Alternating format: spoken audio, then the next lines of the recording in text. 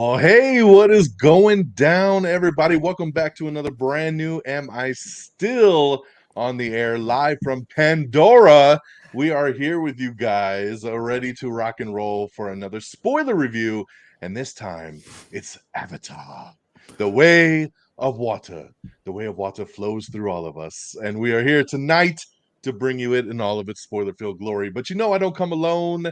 Once again, welcome to the show, though. It is Am I on the Air? My name is DONMEGA, and I welcome you once again. And of course, I got my peeps with me, and of course, along with peeps, my friggins with me. So, what's up, gentlemen? Yo, yo. Howdy doody. I see you. I see you. Whoa, whoa, hey. I mean, we're friends, but like, yes, I am excited about this one. It's not like it's been a long time coming or anything. This movie's only been in development for a couple years, I think. It's just a couple. I find it very interesting. I get really excited when we talk about something that's not in the comic book realm, because and there we kind of have ideas of what each other are going to say or feel or think. But here, I feel like when we do these in a non-comic book related film, it's like I'm not really sure what I'm going to get. Okay, exactly. I think I know what I'm going to get. I'm pretty sure I know, but I mean, yeah. I am curious because I know Fred had tweeted out just a little bit ago about how like we haven't really talked about it, right? And that's the thing, a lot of times before we do these spoiler reviews, we don't really talk about it. Like even though like we pretty much talk every day, we're in a group chat, like it's weird. We get out of these big movies and it's kind of like silent all week. And then we're like, oh, let's do this show and then talk about it. So I'm very curious because I cannot recall, since the first movie is so goddamn long ago, where everybody's thoughts were on the first movie. I can't remember if y'all liked it, hated it. So I'm curious to see how it translates into this one. So it's going to be a fun ride as we kind of take this journey. Again, it is spoilers, so I know it is opening weekend. It's only been out for a couple days, but hey, hopefully you've seen it by now. I know a lot of people have. It's made a lot of money already, and it's trucking along. But if you haven't, bookmark this here. Go, come back, and check it out after you've seen the movie. But man, peeps are kind of joking about it, but this is one that what a journey. What a journey to get here. It was starting to become an inside joke for many, many years. Like this movie's never gonna happen, right? This thing. I mean, this movie should have came out in like 2015 and then it was like delayed and delayed again and then pushed back again, and then they're like, oh, we're going to make a couple sequels back to back, and then you're going to get them back to back, and then that's delayed too. And I mean, god, it was like every year for a while this movie was supposed to come out, and then they were like, yeah, we're going to push it back another year, and then another year, and then another year. So like we almost had like 3 Guardians of the Galaxy movies, like right. Dude. Yeah. I mean, it's nuts. I mean, yeah, in this time frame, I mean, we've had 3 Iron Mans, we've had 3 Captain Americas, we've had 4 Thors, we've had a lot of stuff. We've had pretty much an entire DCEU come and go. 5 Avengers, yeah, or 4. It's nuts, all in this Avatar time. The original movie 13 years ago, when Avatar 1 came out in 2009, good old 2009. James Cameron working on this movie even for a decade before that, and not being able to make this movie at the time due to technology, right? Like he knew what he wanted to do, and he knew, I can't make this movie because they just don't have the technology I need yet to be able to do it. And it took to 2009 to be able to kind of get there. I always have kind of a soft place for this movie just because that was the first Comic-Con that I went to in 2009, and I saw the very footage of this in Hall H. They handed out 3D glasses, and we sat back and they showed us about 20 minutes of this movie, and I was just like, oh my god. And I was watching it like in a hall, right, like up on projector screens. I couldn't imagine what this was going to be like in IMAX and like on a full screen. It just wet my whistle. And it was the early days of Twitter, and I entered a Twitter contest and actually won, and got to actually go to an Avatar party on the rooftop there in San Diego with James Cameron and the whole cast, and it was fantastic. So I didn't know any of this. Yes, it was a fun ass time. It was through IGN, won this party through IGN, and yeah, it was a rooftop party. Zoe Saldana was there, Sigourney Weaver, James Cameron, a whole bunch of different celebrities, and it was an open bar, so it was a fun night. I was actually at that totally free. I was at that same Comic-Con, and I remember on the floor. So I missed the Hall H showing of that, but on the floor they had the big mech unit that Quaritch rides, you know, at the end. And I just remember looking at it. Funny thing is, because the same year, Avatar: The Last Airbender was coming out, and I remember when me and my cousin were referencing this movie, I kept calling it the fake Avatar. I was like, no, that's the fake Avatar. It's not the real Avatar. Little did I know what we were going to get. I was definitely salty about that. I'm just like, how are they able to do that? This is the Avatar: The Last Airbender came out before this. Nope, that's not how rights work. Yeah. So I mean, I got to do that party. I actually got to play the Avatar video game way back in its early beta before that came out, up on the rooftop there. And so I was stoked. I was built for this movie right out the ground because of the stoke that I had from Comic-Con. And then of course the movie comes out, and I remember that opening weekend it made like, I don't know, 50 million, 60 million, something like that. It wasn't even, I mean, I guess back in those days in 2009, we didn't see a lot of 100+ million openings, right? Like, so it was a decent opening, but we were like, okay, like we'll see what happens. And then you watched it just stay in theaters for month after month after month and just slowly accumulating all this money until it eventually became the biggest movie of all time. I mean, insane. Like that just showed you, because it was such an experience to go see this movie in the theater, and you know, with the 3D, right? This was kind of the rebirth of 3D at this moment. You know, there wasn't a lot of 3D movies that hadn't been done in a long time. He brought it back, and it lasted for years after Avatar that people were like, let's do 3D. And it didn't go away for a long time. No, but nobody could ever do it the way Avatar did it. I mean, and the way he did it in that first Avatar movie, what was glorious about it was it wasn't like the hokey kind of 3D, right? Like his formatting wasn't like, oh, that tree branch looks like it's coming out in your face, or you know, like when they're shooting, it looks like the bullets are coming off the screen. Like he did it to accentuate Pandora. So when you're running through that jungle, you know, you're like, oh man, the tree's in my face, you know, like there's the leaves are falling and the rain's coming down in front of me. Like it immersed you into this world, and that's what was like super, and the moments cool like when they were attacking the tree and just the damage it was, and like the sonic blast that you would see, and things are coming at you, and yeah, definitely accentuated the feel of how he wanted you to feel. That's for sure. Even the depth perception, I like remember like the prison scene where there those little holes in the glass, and it like made you feel like, you know, you were looking at something in front of you. Yeah, in the first movie, there's that opening scene where Jake Sully wakes up in the cryo state, right? And the little bubbles of air pockets are there on the screen, and it just that stands out to me, of just how real those little air pockets looked as they floated around him. It was just insane, man. And I think I saw Avatar 1 probably like 5 times in the theater. Like it was like just such an experience. Same. I 6 or 7 for sure. And dude, it was one of those ones that I was like, if anybody hasn't seen this, like, let's go. Yeah, same.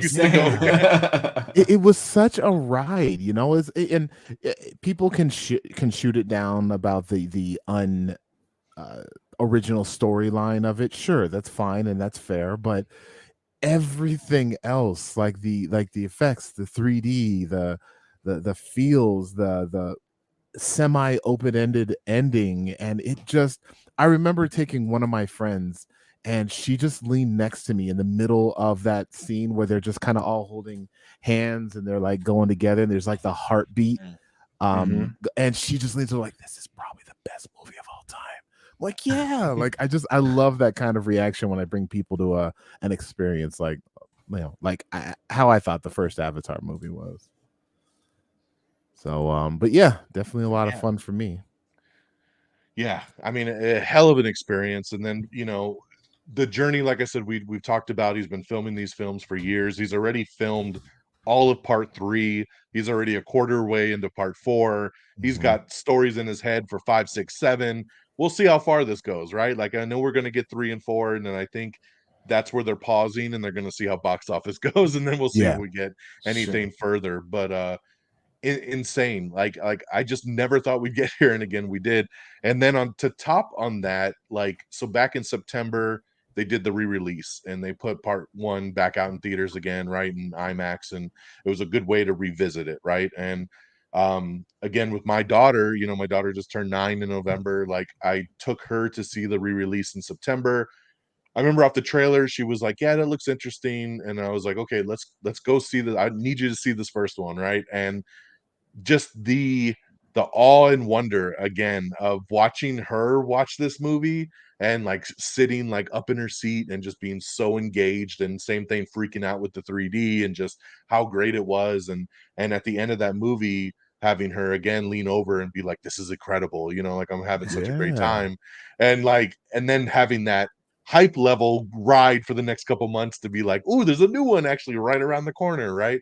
Yeah. So you know, I took her to see it over the weekend. I've seen the new one twice already. Same. I took her to see it the second time, and she absolutely loved it. She loved it more than the first one. She just was so taken away by all the water stuff, as was I. I mean, I still don't quite know yet if I like it more than the first. I'm struggling with that because I find them so neck and neck.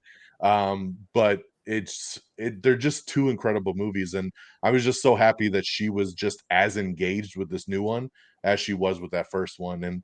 And for me, like, there was just something about that experience. It's hard to explain, of like thinking back to 2009, like being my younger self, like watching this and being like, "That's cool." And then in 2022, taking my daughter to see that first movie again, right? Like, and doing that re-release, and then taking her to see the sequel because she wasn't even born when the first movie came out, you know? Like, so that was so awesome of an experience for me to be able to have that with her. And you don't get that with very many movies. You know, that's one of those, like, you hear people talk about with Star Wars, right? Like your Right. parents getting to Yep. take you and get you into it as a kid, and it's like that's going to be Avatar for me and her, you know. Like, so I mean, just so I want to start kind of there with the first movie again, just kind of roundabout real quick. Like, what was your guys' just overall thoughts of that first film, 2009? Like, where did you guys rank it? Like, what did you think? Like, what was your overall thoughts with it? So Friggins, I'll throw it to you. You know, as I mentioned, I remember seeing a lot about it at the San Diego Comic Con that year.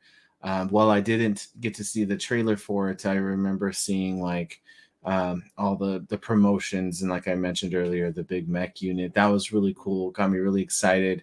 Yeah. I remember like finally seeing the trailer and being like, "Whoa, that looks different!" And so just excited. I know we talked a little bit about the 3D already.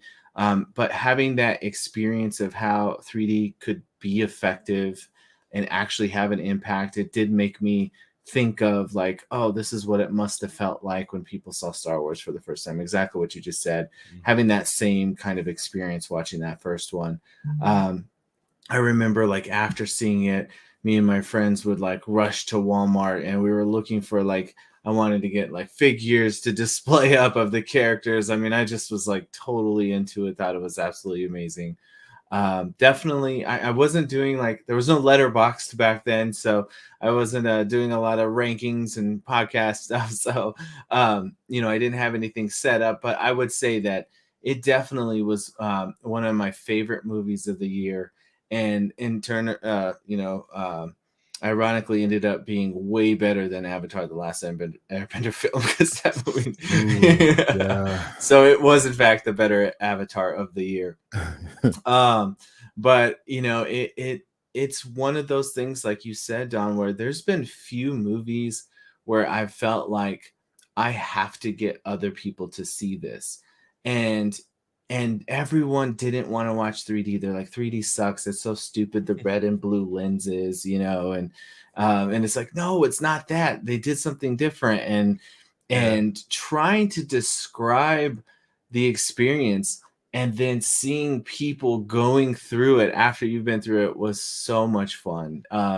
You know, definitely something I don't expect to ever encounter again, you know, in our timeline. But hopefully they come up with some new technology. We'll see. But it was definitely fun. I mean, I was taking my mom to it. I was taking my friends' parents to go watch it. I took my nieces and nephews. I mean, any reason I can go watch it again. I saw it about 6-7 times in the theater. They did a re-release of like the director's cut with extra footage. Went back, saw it then. I do regret not seeing it in September when you had mentioned it was out. And unfortunately, that weekend I couldn't make it. And I like what you talked about of having the little to kind of re-experience that since it's been so long, since 2009. I watched it at my house, on my TV, and it wasn't as fun and exciting as if I was in the theater. So I definitely wish that I would have planned that out a little bit better and would have got to see that one more time before seeing this second one here in theater. I mean, I did watch it before seeing it, but again in theater. So but all in all, yeah, man, it was a great film, one of my favorites of the year. Yeah. Yeah, I agree, man. Being able to see that again in the theater, in IMAX, in 3D, like just in that style again. I mean, yeah, I've watched it a million times at home. There's just something so different, right? Like, because I've already seen a lot of people on Twitter and stuff be like, "Oh, I'll stream it later, I'll wait for Disney Plus." And I'm like, dude, you can't wait for TV for something like this. Like, this needs to be seen on the biggest screen possible and the highest resolution possible. Like, it's just something about it. Obviously, in the 3D that you're not going to get at home. Like, it's nuts, man. So, Peeps, where were you at when you checked this one out in 2009?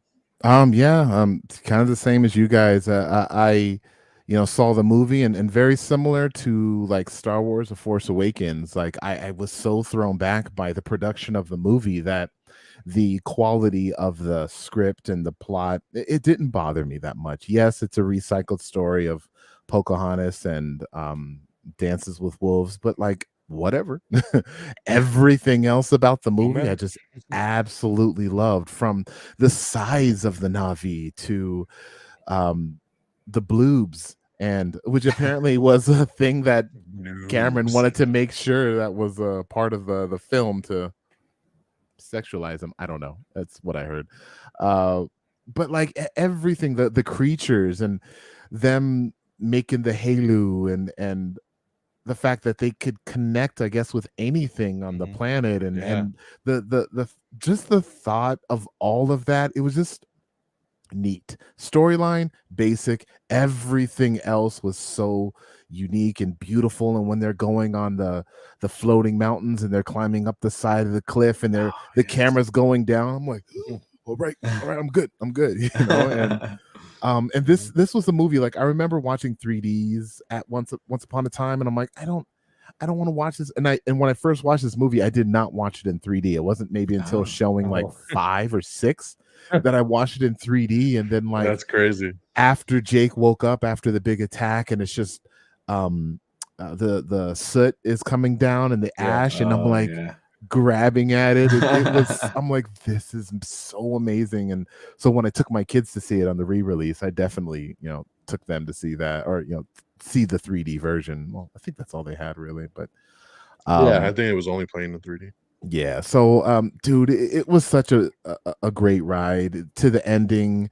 And you watch a movie and you want to predict, like, I wonder if they're going to do this. They're not going to do this, and then they do this. It was just so fun, man. I loved the villain. Like, you got to get a good villain that you love to hate, and I loved to hate the villain in this. He was so good. And I can go on and on about this movie, which I will pretty soon. But yeah, like the first movie, just amazing movie, and because of how they made it. And then when you watch the side by sides of like Zoe Saldana like crying as they're doing the attack, and it's like literally like a mirror image of how they created the movie. It's just such a great marvel of technology and film. That is why I really appreciate this film. And then motion capture is just so next level. The nighttime when everything's glowing and they have glowing luminescence. Oh, dude, my gosh, I love it. All right, okay, I'm done. Great. Yeah. No, yeah, because I mean, even in the new one, when she has the seizure under the water and her whole So body's like cool, dude. flickering Oh with yeah, that, like at Like night, and short she's just like, circuiting. yeah. yeah, I was like, oh, that's so cool looking. Like, yeah, like the luminescence that everything had at night. And I love how they would show like the eclipse that happens at the end of every night, and then all of a sudden, boom, everything's glowing, and just the Pandora at night is just to die for. It's so Yeah. cool. And it That's makes really me cool. even think too, and they didn't even really get into it, which I am okay with, but like I feel like there's like an eclipse in a day which just lasts like what, like an hour or so, and then they have an actual nighttime probably as well. Like that's how Jake would go to sleep at night so that he could in the first movie so that he can go back to his body and whatnot. So I don't know, but maybe it is just full of eclipses. Who knows? But I just kind of love that Yeah. fact that that's just a thing. Yeah. I think, yeah, no, it's super awesome, and Very that cool. everything does that, right? Like all the fishes and the whales and just the tacoons and like everything like has that glow like on it, which is just like really really cool. Inside the So Tycoon mouth. yes, yeah. Yes, inside the So mouth. I'm just so glad to hear everybody loves that first one, and it's just you know, because you tend to forget, right? I mean, because it was so long ago, because everybody becomes very jaded, especially on the internet. And like I've Oh my seen in gosh, the yeah. last couple of years, how many people have you come across that are like, oh, who gives a fuck? Like, why we want to watch this movie? Like, oh, that first movie. Like, and it's funny because obviously it's the biggest movie of all time. Obviously, everybody went to see that first movie.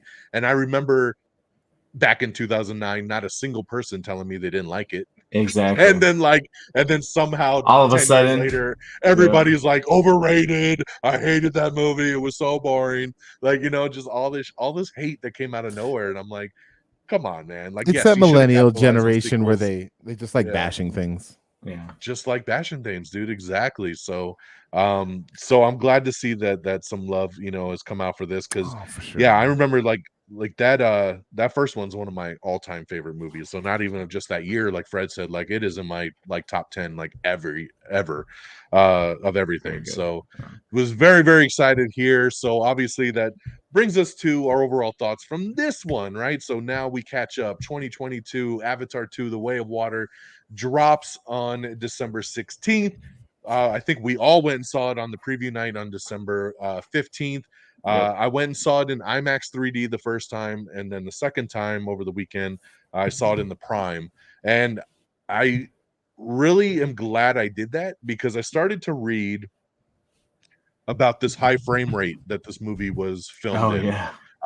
And I don't know if that's the version you guys saw, but like the IMAX version was not in high frame rate, but the Prime one was. So it was almost like a completely different viewing experience for me watching it the second time because of that frame rate, because Positive or negative? it's positive mostly.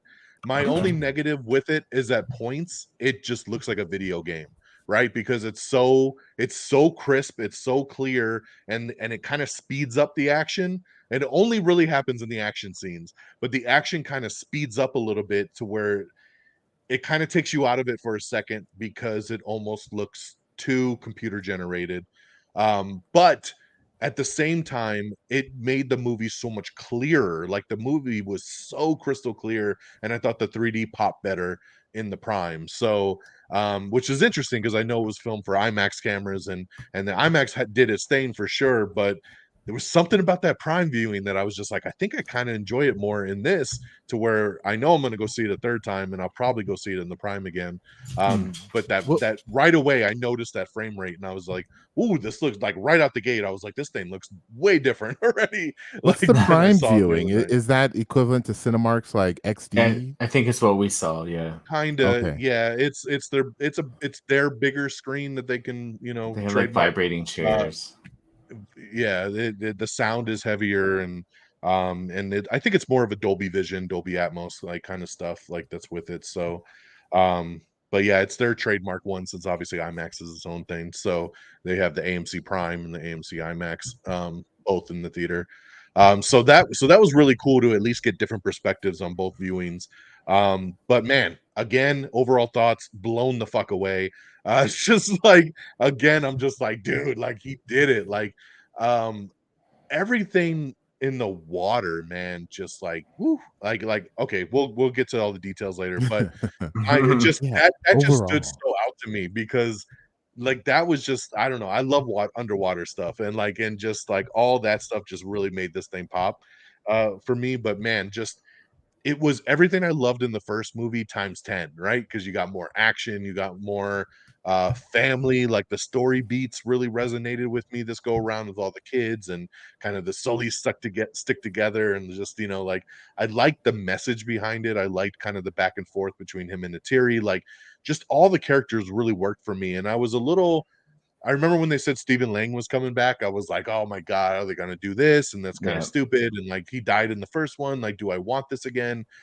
I'm glad they did it this way. He was badass. It was awesome to see this different take of him as a Navi, but being this weird kind of clone that I can see turning into a good guy down the road for sure. This feels very Fast and Furious, like especially since he's been saved. Yes, come on, peeps, we know it. And all right, we'll get there. It's coming. Family, Get there. it's all about family. Spider will turn him. Good old Spider. But yeah, man, just again walked out with awe and wonder. Could not wait to go back that weekend and watch it again with my daughter, and just again got to experience that again with her, loving it coming out of it, and I'll tell you, man, a lot of people 3 hours 10 minutes, 3 hours 10 minutes sounds daunting. I don't know about y'all, but I never looked at my fucking watch one time, and that thing felt like it was over in 90 minutes. Like went so fast for me. Like, and I was like, maybe that's just because I've waited 13 years to see this. Let's see how it feels on the second go round. And that second go round, it flew by like so fast again. So I never felt the runtime, which is always a big, big thing for 3 hour plus movies, is that it doesn't drag, right? Like I couldn't really tell you anything I'd want to remove to bring that movie kind of shorter. So that's a testimony to the runtime on this thing because it sounds like a lot when you go into it. You're like, fuck, because that first movie was long and that was like 2:45. So I'm like 3:10, man, you really pushed it, but it pays off. So absolute wonder and love coming out of this thing. So Frigginz, what was those initial thoughts coming out of the theater the other night? I would say that I'm probably a little watered down version of you. Very much. Yes, pun definitely intended. Very much enjoyed it. I had a blast, came out of it. Actually really surprised. I think overall, and I'll kind of get into more specifics later, but very vaguely, I was more shocked of some of what we got. I wasn't exactly sure how things were going to play out. And I found myself really enjoying aspects that I wasn't thinking I was going to like, and maybe disliking a little bit more of things that I thought I was going to like. So there was this really interesting break, like exceeding expectations in some level.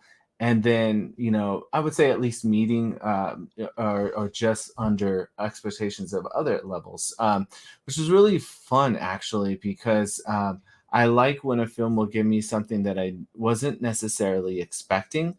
And that was another benefit for me was I didn't watch any of the trailers.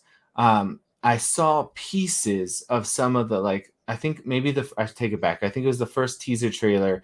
I did see that very, very first one. But then after that, I didn't see any following trailers of any. I purposefully was missing them. When it would come on in the theater, I'd get up and run to the restroom or go get a soda or something. So I wanted to really be fresh. And I think it actually helps because, again, everything felt new and unexpected. And I just really had no clue what I was getting into. So that aspect was really, really fun. At the end of the day, it's a fantastic movie. I really enjoyed it. I had a good time at the theater. I don't know that I definitely didn't have the same feelings coming out of it as I did the first film. I will say that overall. But there's no denying that this was an emotional experience, a fun experience, and just a good time. Mm-hmm. Yeah, very, very good. I like it. Peeps, what was your thoughts coming out? So this movie experience, it obviously, in my opinion, differs than the first one, But at the end of the day, I feel like I like both movies equally. For different reasons. Now, like the first movie like starts with human, and slowly brings us into the Na'vi element, and then just kind of stays there for the most part for like the rest of the movie. This one starts Na'vi and is like 80 to 90% like Na'vi special effects, which was pretty cool. And I mean, Frigginz is downselling it, but there were moments in the movie where he was leaning over like, "This is absolutely beautiful." Oh, it was. No denying it. Yeah, I'm so happy right now. This is like, this is so cool, you know. And it was, especially in the beginning when, you know, especially for someone like Frigginz. I don't know if you've watched the first movie, kind of coming into this. It's like coming back into this world. It's like reminding us about everything we liked about the first movie, and then on top of that, it gives us this whole other tribe of Na'vi, which I'm so thankful that they did, because that was a thing I had in my I had so many theories of the first one, but that was the thing I had in my head about the first movie. Also, there's going to be a tribe out there. They're probably going to be red-skinned. They're going to be completely savage and feral, and we're gonna really be worried about those ones. So just let you know. Anyways, nah, man, like this movie, it being a dad, loving my family as much as I do, not too much of a warrior, but I definitely have that protective element. This movie, I could relate a lot to this movie. And man, when this movie hit, it hit me personally. It sucks. And like I like that, man. And they do such a good job. He does such a great job at expressing how you're supposed to feel. My freaking 8 and 10-year-old kids are sitting next to me the second viewing, and they're like, "Oh, that's his dad.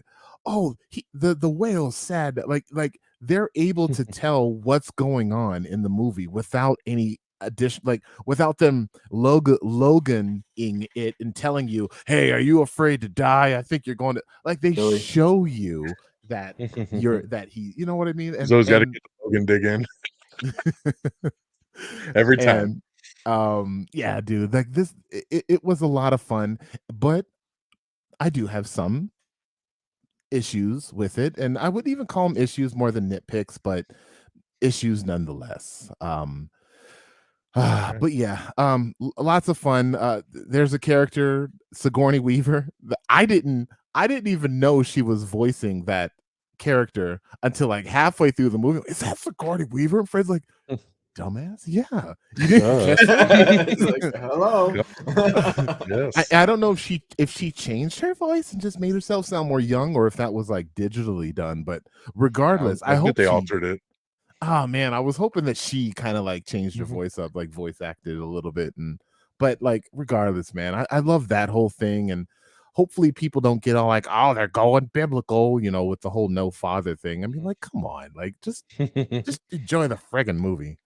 But yeah, man, at the end of the day, she has a high midichlorian account. Oh, yeah, I know, right? Midichlorians. I don't want to hear that word. Lots of midichlorians. Yeah, dude. At the end of the day, lots of crazy stuff. There's scenes and things that they did. I'm like, I don't know how they did. I don't know how they filmed it. Yes. I would love to watch the making of this fucking thing. Like, did they just do it underwater? Like yes, for real?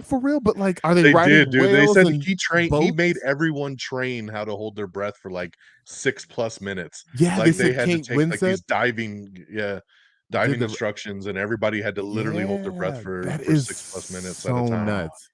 And that too, man. Like, and we'll get to the ending, but like, I wouldn't have fathomed that the movie would have ended on a Titanic type of note.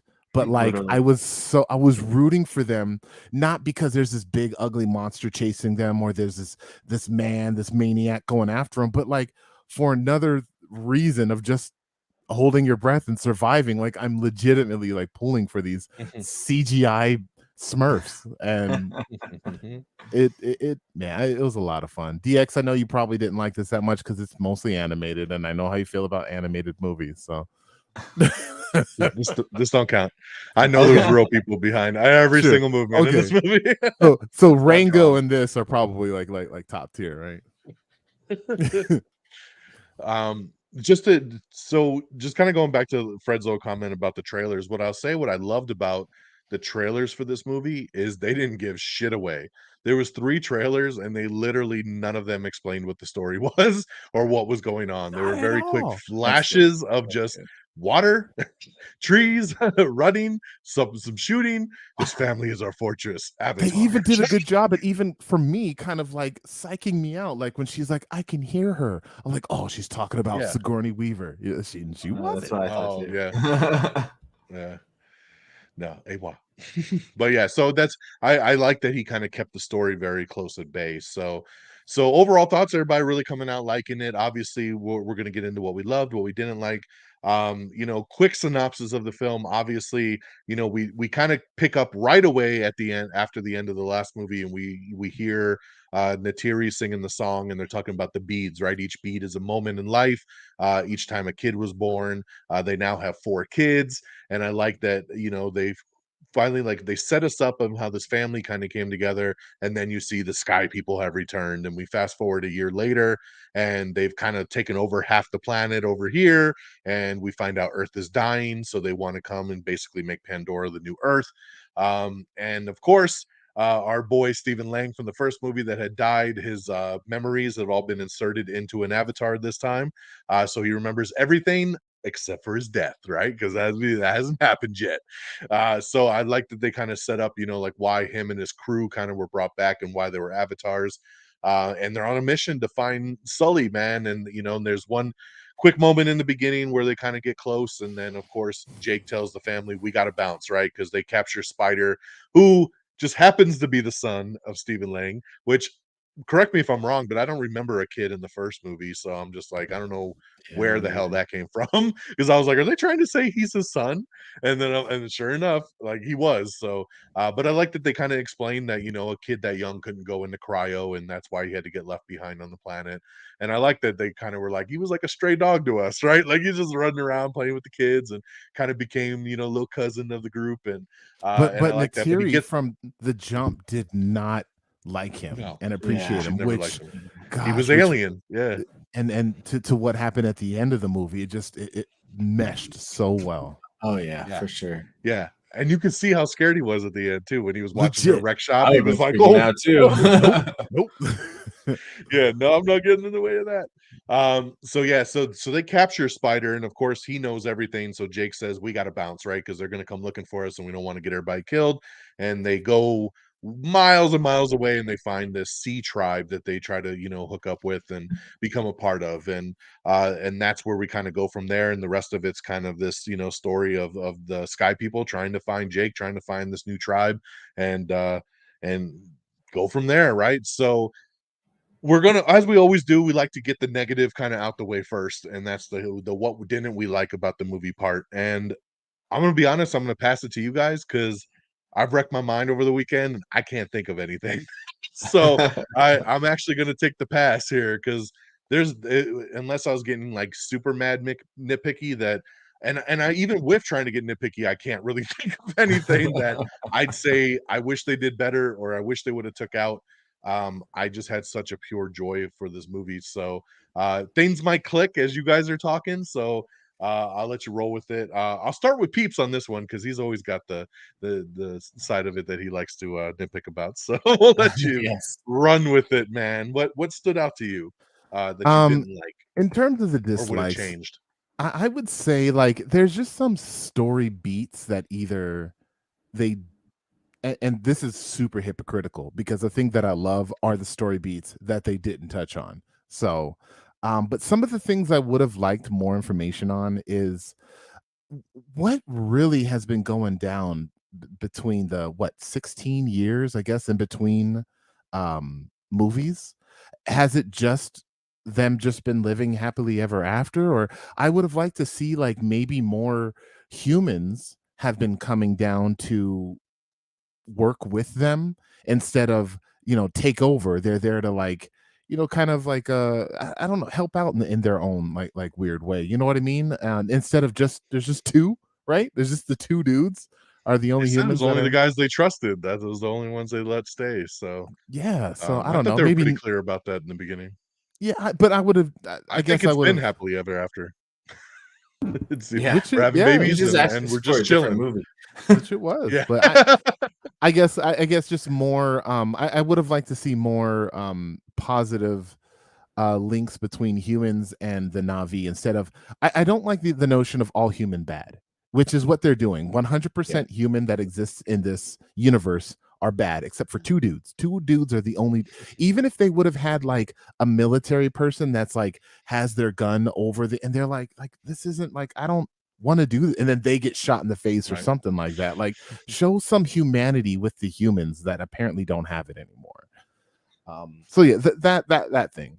Um, I thought a lot of this movie, and again, hypocritical, a lot of this movie was predictable. I felt like I knew where it was going to go, which it pretty much did. And I'm like, really, Jake? You think I'm going to leave my tribe of people that I love to go stay with another tribe? And if they find me, well, screw those dudes. At least they weren't the people I've been living with for the past 16 years. Screw this new tribe. Like, I didn't understand. I was hoping they wouldn't find him out there.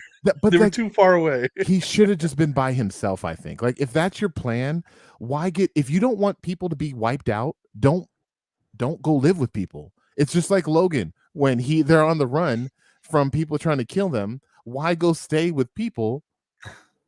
They're just going to get killed, and that's literally what happened. So that at the last fight, I feel like their son is the only character that died in that entire fight.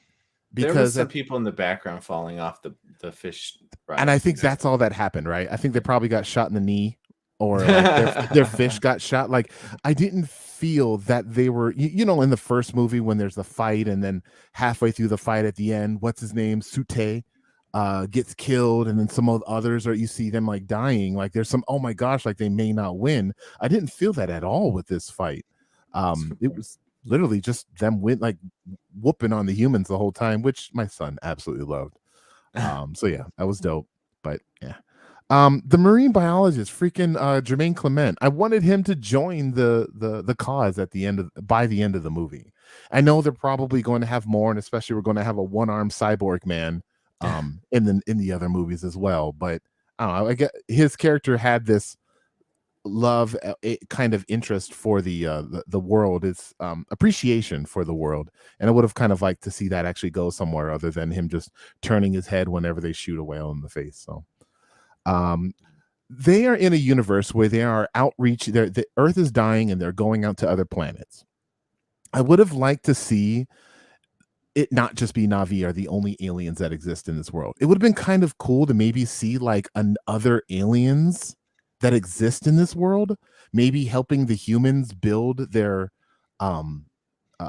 civilization. Maybe if they're like a slave type of alien, or even if the guy Quaritch was resurrected as a different like, oh, we're not the Na'vi, we're the Naboobs, and they're just a different alien species out there that they had already maybe.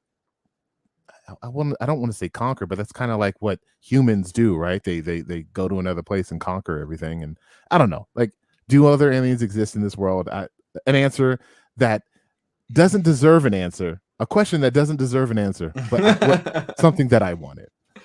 I thought we got many more movies to get there. I thought the resurrection of Quaritch was kind of. It's one of those resurrection types that I feel like one more line should have been added, like, make sure you take care of this body because we can't do this again. We use the whole package in this, because does this mean we can just keep doing this? Does everybody have an extra life? Is this like a video game and everybody just has, like, I don't know, like, do you just keep going back to the memory absorption place every like 6 months to upload your new patch of memories so that if something happens to you in that I don't know, it kind of lazy, but I liked to see him return, especially in the skin of the thing that took him out, but kind of also at the same time. I owe you a death. Altered carbon, right? Like with the if you shoot them in the neck, then they don't come back. There you go. When I didn't like that they're able when Jake was in his avatar, when he's in his Na'vi form and he was in the forest was like, you're obviously not who you suck, you're loud, and the forest attacked him a lot because he was careless and he didn't know and appreciate the forest. But the other guys, it's cool, right? They're in their Na'vi bodies, and the force is like, I'm a kid. Oh, you guys are blue? You're cool. And then they just leave. Like, there's no. It's guns. A little contradictory from the first movie. But so Jake didn't have a gun. Yeah, when the little ones, attacked him, when the little ones attacked him, sure. But when the big one attacked him, like he had a gun. And where was that one? I wanted to see that little panther thing. Anyways,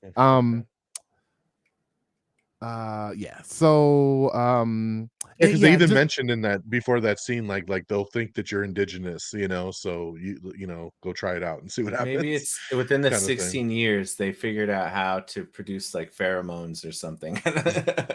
16 years again, a sentence that would have made it happy for me. Yeah, so. True. And the fact that he was able to get the whatever the dragon birds are, he's just able to get it. Yeah, I would have liked a little bit more on that. Like, instead of him just getting it off screen, like I would have liked to see him conquer it in some like sad human way, where instead of like just connecting with it and then they're seal the bond. There's no sealing bond. He is just dominating it. Like maybe it tried to fly away. Remember in the first movie when they said, how do I know? Oh, he will try to kill you. But like there's one that's trying to fly away and he's just like grabbing it like, no, you're mine. And he just forces it into submission. I would have liked maybe to see that instead of how they did it. But again, silly nitpicky thing that doesn't deserve a dislike. And yeah, and that's just it. Like, just some little things that they didn't show off screen. Like, we got some stuff with the humans, and the humans are like, hey, our planet's dying, and we're coming back here. We don't care about unobtainium anymore because real Earth people have been making fun of the name of unobtainium for the past, 12 years. So we're not going to say that word anymore. Now it's all about gooby goob juice. That's why we're here. We're here for the gooby goob juice now. Right. Easytanium. I don't know. I don't know. And I feel like with their technology, that was kind of I would say that was like kind of like one big standout of like a nitpick for me was just it felt forced, that whole thing with that gooey shit right inside the whale's mouth. Like I was like, where the fuck did that come from? Like we had never mentioned anything about that, right? Like the military captain said we're moving here because Earth's dying, and that was all it was about. And then the other guy's like, this is what it's all about, right? This is $80 million a vial, and it stops humans from aging. And then it's like, where the fuck did that come from? Like, it just felt so shoehorned in, like that. I feel like it probably is going to pay a bigger point down the road in maybe other movies, right? Like where we're going to have invincible motherfuckers because they drink that shit, and then like you can't put them down. Like I feel like that's why they just threw that in kind of in one scene to be like, we're laying the groundwork, message, don't forget about this scene, because it just felt so out of left field that like, oh, now we're hunting these things to drill into their mouth and get this goo, like. And did they figure that out within the year that they have been? How would they even have figured that out in the first place? That's what I'm saying, dude. Who's rubbing like a big ass whale? They're like, you know what? I have an idea. Let's shoot a weed. And is it a cream? Do they have to inject it? Do they drink it? Like what? Yeah, they just rub it all over their bodies. look like honey. Right? Like, do they put a little bit into a pill? Honey, you missed your back. It's all wrinkly and gross. Nice. It like stops aging. Like that sucks if you're already old. I mean, maybe if it reversed it, anyways. So yeah, like I like you said, DX. I thought the reason why they were there was for the ore, and that's why they were there in the first movie. Was like, that's why we're here. That's what pays for this whole operation, is this thing. Now it's like, hey, we're just going to live here now and hunt whales. And I get why. I thought they were going to be hunting the whales for the meat, but I get it. Like, you take the brain juice and you just leave the rest. You just waste it. Like, I feel like there's a bunch of people that would like whale meat back home. I don't know, maybe not, but I don't know. But yeah, that's probably it. As you guys are talking, I'll probably jump in and interrupt you. I'm like, oh my gosh, let me tell you about. I guess the last thing I'll fall on is Spider. He was fine, I feel like, through the majority of the movie, but once you find out who he is, it's like, oh, I liked him more as just a human that lived with the Na'vi instead of a plot device to influence a character, which all he is now. All he is just not really a MacGuffin, but just a plot device to sway him now, and that, I don't know, that kind of sucks. But I would have liked more from that character. I would have liked more clothes for that character. I feel like once he got abducted, like that his dad would have been like, here's a military outfit, put on some fucking camo, son. Like, instead of making him run around like Tarzan the entire film. It was just a little crazy to think that entire film that poor dude had to run around in a loincloth. So like, I was like, come on, man. Nobody wanted to give him a pair of pants. Too much hissing too. There's like 3 hisses too much. He was feral. Like, I know, but so was the Quaritch. He was Navi in his heart. Quaritch is also hissing. They all hiss. It's so cute. I don't know. It's the reaction. They're cats. Pretty much. All right, Frigginz, what you got? What stood out to you? Well, I will say that apart from the spider thing, I don't want anything that Sean said. Like, I disagree with you completely on all those things. That is fair. But yeah, I mean, and another thing, this guy. So I want to preface that, I'm talking nitpicks, right? Like, again, this is just trying to find something to be to communicate about. But the only things that really kind of stood out for me was definitely what you mentioned about Spider. I agree with you. I liked it more of him literally being like that, almost a pet, right? As opposed to stray cat. Having to have that specific stereotypical movie film connection. I really disliked, actually, the fact that they brought back Quaritch. I think that you could have somehow looped in another character into this role. I didn't think it had to be him. We could have had somebody else that was on base, maybe give a little background story. And that way they're coming back and taking into this avatar form instead of this whole, like, again, I mentioned Altered Carbon kind of brain swap.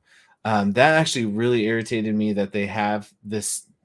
They're adding in additional lore, I guess, for the world, but I didn't necessarily like that. Like, I don't like the concept of them being able to have these, like, we're gonna store the memories of stuff. Like, you said you disagreed with what I said. I said most of it. Yeah. Okay. So far, you're right on, but continue. The spider thing and the Quaritch thing, I definitely was a little bothered by that. I don't like the connection either. Again, I guess it makes sense though that they have Quaritch, because like the idea is to kill Jake, and he has bad blood with Jake. Like, they probably could have did his son, and I'm glad they didn't do that, right? Like, oh, you killed my dad, I'm going after you. Yeah, I mean, that would have made more sense, really. Like, and it's like, I just think it's it was too cliche. Him. It was cliche. 100%, but I like him. So, and that's the problem. It's like, and I liked him too. He's such a good actor. Just what I want to say is just that, like, I really like him too in this role. What I don't like is I feel he should have died at the end of this movie, right? Like, I thought he was dead. Like, when he choked him out and his body fell, I'm like, okay, drowned, he's fucking dead, right? Yeah. No, they didn't show the body. Nope. They literally showed the body floating down. They showed the body. He was fucking twitching. They covered it. It just went down, and that's all you saw. Yep. So I don't like that we left off with him getting away, right? Like, because now it's just he's the main antagonist again for the third one. Like, that was where I was like, yes, like I know we're kind of hinting, like I think like yes, he will turn at some point and probably be an ally, but and I can already tell that's where this is going, but I kind of almost wish that he would have just died and then we could have put that piece of the puzzle away and then left it open for a whole brand new antagonist, for this third one. I'm just afraid of them waiting to like a fourth one to like make him a good guy, and then we have a whole third movie of the same thing again where he's just on this vendetta to get his revenge on Sully. So I it's think it'll just be kind of like you know what, you failed twice, and then we're going to get the Fred angle where we're bringing in Vin Diesel or something, or The Rock. Somebody else. So I don't like the fact that he like you said, like that he didn't die, because what you mentioned earlier is that he's going to be the good guy later. I don't want any of that. Like, I thought his story was great. If you wanted to keep him around for a sequel, he shouldn't have died. That way you could have just had him transfer his conscience into an avatar. Maybe they figured it out, and that's what they do, instead of him, dying and bringing him back. But whatever. That's like what the main thing that was like really bothering me was that decision. I also didn't. I actually was a little bothered by some of the frame rate changes, and specifically the scene that really stood out to me is when Jake and Neytiri were flying around, like just chilling on the birds. And I thought in that scene, it really stood out to me as where you could see the change. And like also with the train scene, I think was train a little, scene. Yep, that's what I was going to say. But what's funny, I have to acknowledge that like that bad graphics is better than like 95% of other movies that are out there. So it's not, it wasn't even bad graphics. It's just that high frame rate that just it made it too looks off. Video game cutscene, something just catches your eye, especially in the comparison to the amazing artistic beautifulness that you're seeing in other scenes. So honestly, those were like really two of the biggest things for me was the Quartz thing and that frame rate stuff. I mentioned earlier that one of the things I was really excited for that was a little lackluster actually were some of the action scenes. Like, they were cool, but I will actually agree with another thing that Peep said, as far as like there didn't seem to be a whole lot of the deaths on the Na'vi side. Not that I wanted them to die or anything, but like the stakes, exactly. And so it just wasn't as strong as it was in the first one. You could see the devastation that was occurring to them in the first one, like very clearly. And this was slightly different. But I wanted to mention, Peeps, like the whole point is to show the ugliness of the human race. So that's why they don't want to have too many of the good humans on there, because they're trying to over accentuate the point of, the virus that humans are, or we go and we take over, we destroy everything that's there. Right. And so that's why I disagreed with you on wanting to have like more of the good, because even the good scientist was like, I'm going to go drink to be able to cope with doing the horrible things that I'm doing. And that's not a bad thing. It's just like he has an interest for this, and this is the only way he can get out there, because there's no more science teams that do this anything. The only way he can actually get out here is by hanging out with these what are they called? Like poachers? Yeah, really? The douchebags. Yeah. And it's not like he didn't like it, and that's why he don't drink alcohol. And to cope with it. I think though that they're trying to show the ugliness of human nature, right, and what we do in the colonistic approach of things, and I think that's where that they want to focus so much on. I agree with you. It's you would think that there's going to be some like peace and love and hug and tree people out there like going on a strike or something. I don't know, but like maybe they can't get the flight out there. It's probably too expensive to get to Pandora. I just I mean, even that, like, there's a blockade around Pandora, and they're not letting anybody else in. There's some one-liners that could help. Yeah. But really, that's all I have as far as my major complaints. I don't have a lot either. Maybe more will come as we talk, but like those are the ones that really stood out for me for some of the negatives. How about this, Frigginz? Maybe you would agree with this one, since say nothing but disagreeable things. Even though you agreed on most of it. The evil avatars, right? The mercenaries. Yeah. You love your teams.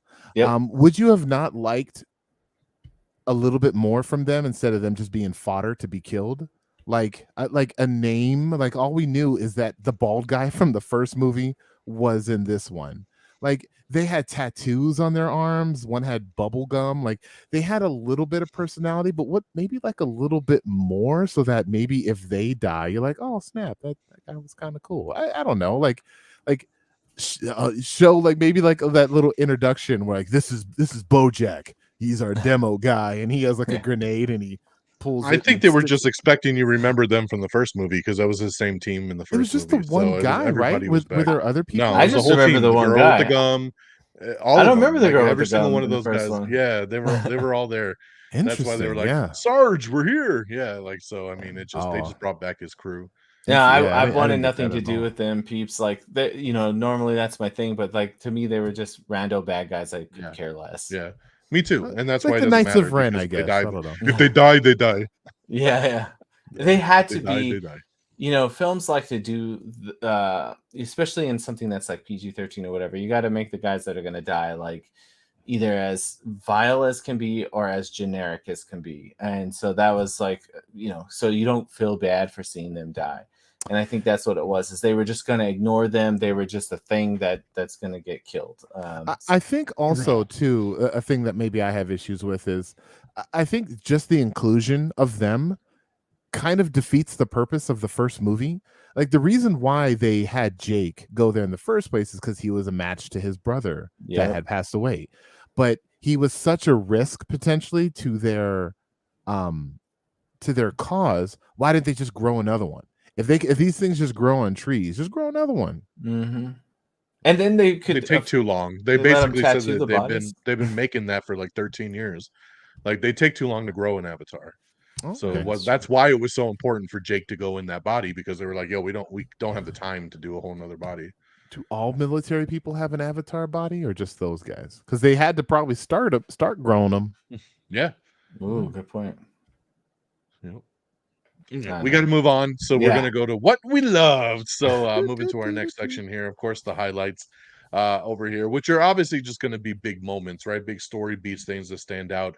I kind of hinted upon it earlier, like literally all the water stuff. Like loved all the water stuff. As soon as they got to that tribe and they were like, okay, Jake Sully and his family could stay here, I'm like, dude, why would we ever live in the fucking forest, man? This is badass, right? Like I want to live in a little hut on top of the water. Didn't you say that? Like oh yeah, I love the beach. Yeah. Oh, dude, it was great, man. Like, and then it's like, instead of the big dragons, they got the same kind of thing, but it goes underwater. I'm like, hell yeah, let's go. Like, I love that it was like everything they had in the forest, but in water. And I love that just the subtleness of them being the water tribe, that they were a different color blue, that their tails were almost like fins, like that their hands even like were more, finny. Even on their legs, yeah. Yep. So like as much as they looked weird to us because we're used to the dark blue Navi, like they were the freaks, right? To the water tribe, they were like, oh, look at their fuzzy tails and look at this and that. But I love seeing something different, and I knew that was the big thing going into this movie. Obviously, besides the title, was just that we were going to get this water stuff, right? We all know James Cameron loves his water, right? The Abyss, Titanic, like he loves his water, and I knew he was going to push it, and the visuals of just everything and all the scenes of just riding these things through the water, and just love that whole thing. Love the connection of these island tribes that were all like way out in Pandora, and it just makes you wonder like what else are we going to get in these other movies, right? Like there's Pandora's a big ass planet, like that's one red evil ones. It's the next tribe. It's gonna be some red evil ones. Could be, dude. Could cannibals. No one ever goes out to that island, because that's where they live. It's going to be interesting, but I like that they were accepted into this tribe at the end, even though at the end he was like, okay, we're going to pack up tomorrow, we're out. And they're like, no, like your child is buried with us, like you're one of us now, like welcome, you're part of our tribe, and they're home now, right? Like I love just the mythology of it. I like that they had kind of their Awa tree too, but it was underwater, and just I loved all the subtleties of everything else. I loved all the kids. Usually kids drive me fucking crazy in movies, but I enjoyed all the kids, right? Like, of course, they did dumbass decisions sometimes, right? As teenagers, they're like, I can't go out there. I'm going to get in trouble. Oh, you're a wuss. Okay, let's go. You know, just that same kind of thing. Total kid You know, move right there. Yeah, and you know, like, oh, the guy you just got in a fight with's like, come hunting with us. It'll be fun. I'm like, they're gonna leave him there, right? He's gonna get fucking ditched. Like, you just know the shit's coming. But it was That is fun. an Like, I like that you extreme had prank, though. You know, it's Right? like, hey, let's kill him. Oh my god. Yes, exactly. Yeah, we'll see what happens. I mean, I guess I don't think they thought that Roasted. shark thing was gonna come, but you know, like, but yeah, but just yeah. I like the difference between all the kids too. I like that you had the older son that was very much like Jake, right? He was the perfect son, right? Then you had the more troubled teen, and then you had Kitty, who I thought Kitty was super cool. I liked her story. I liked that she was just this like, we adopted Kitty. She was from Grace's avatar. We don't know who the father is. And I like that she's got this weird connection to the planet, that she's almost got mutant powers, you know, like she's controlling the things and the all the fishes, and like all that stuff was cool as hell, man. I really dug her character, and I can't wait to see like how she develops over the next several films, right? Like, she's gonna be like Neo and shit in the Matrix. Like, she's gonna be all like controlling the trees and everything. It's gonna be fucking awesome.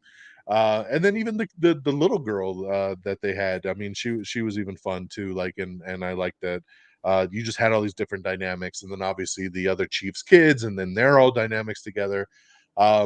I loved, like I said, I loved the bond between the middle son and obviously the Takun that was outcast, you know, and then just like how he, you know, befriended him, and I just love how that played into so much bigger during the big battle, and him coming over and hitting the ship and flip-flopping on everybody. My daughter laughed out loud so much, so loud when that dude was standing there and the fin just went smash and like crushed the dude. She's all like, she started laughing.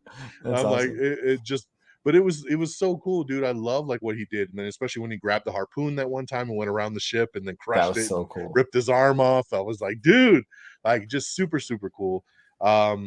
You know, I loved, again, the visuals. We talked about the luminescence on everything. I loved how he even went inside the mouth of the Takun and connected with it, right? Like, so bonded with it and got to see why he was outcast and what had happened and how it was the poachers and dropping all the grenades into the water and everything. And kind of crazy that the Navi would think that he's the one that did that, right? Like, all these other Takuns like had like the big airbags like stuck to him and shit, and they somehow thought that like he's the one that killed everybody. No, I don't think so. Outcast him.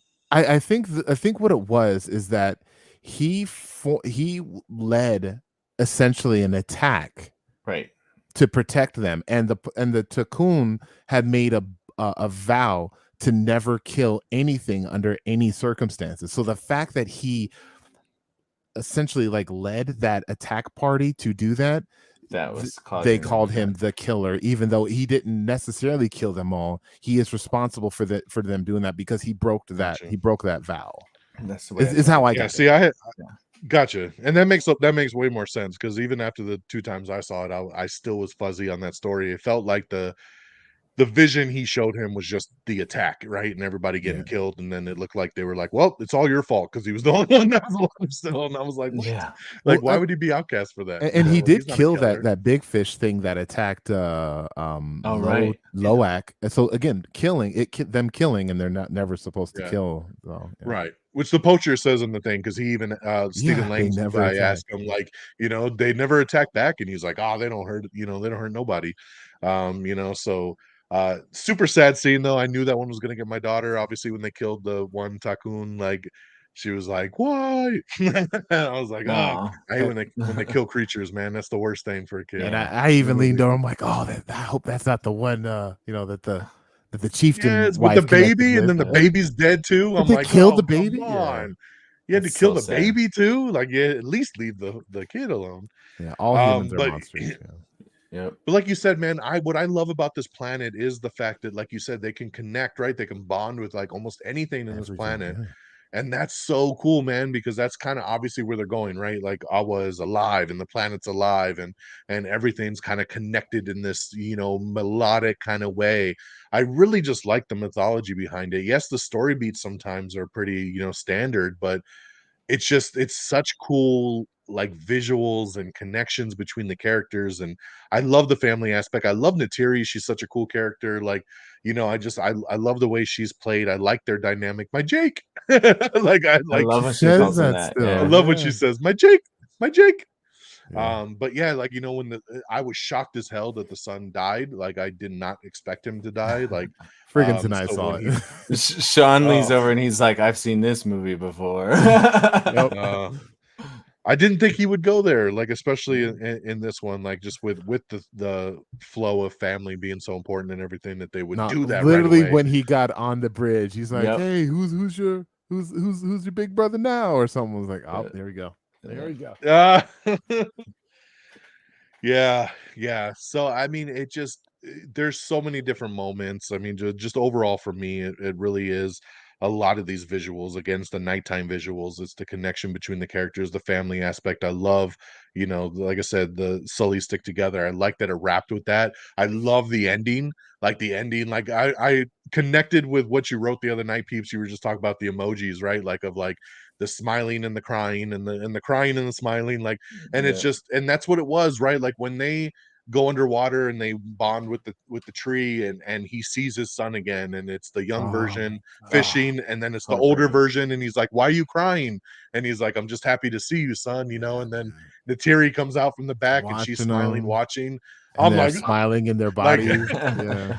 dude, it just, yeah, just the way that was filmed, and it goes back and cuts to them just floating and just kind of connecting, and the way it zooms in on Jake's face, exactly the way the first movie ends, right, with him opening his eyes, and it's Yeah. boom, Avatar, right? Like that whole scene right there, man, just killed me. Like I lost it. My daughter like pulled on me and she was like, are you crying? Because I'm crying. I was like yes. Oh.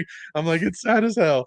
Like it just, like again, I like the way that was all pieced together. To have just met the family in this one movie, the bond and the connection that everybody had was so strong that we didn't need 3 films to build to that.